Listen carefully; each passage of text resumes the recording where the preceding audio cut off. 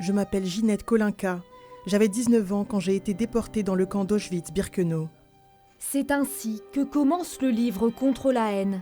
L'ouvrage, sous forme de questions-réponses, est né d'une rencontre à Fécamp entre Ginette Kolinka, rescapée des camps de la mort, et la dessinatrice Catel Müller.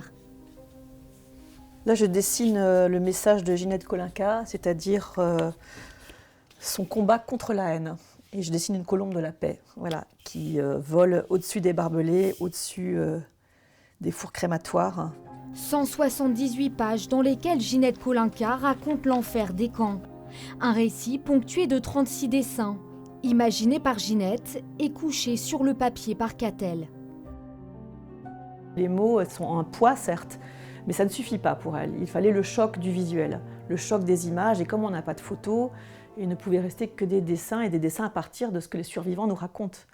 Donc moi, j'ai à la fois écouté beaucoup son récit, mais j'ai aussi regardé les dessins des déportés qu'ils avaient fait soit sur place ou au retour des camps, pour essayer de voir graphiquement comment je pourrais trouver un équilibre justement entre ces choses très violentes à montrer et puis quelque chose de graphiquement fort, simple, noir et blanc.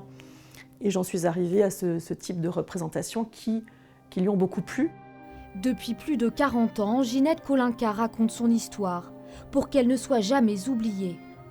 Ginette, même à plus de 100 ans, elle continue à aller dans les écoles à parler. Mais cette fois-ci, elle est accompagnée de visuels qui peuvent être projetés, qui peuvent être regardés. Il y a des enfants qui dessinent ou qui colorient même ces dessins.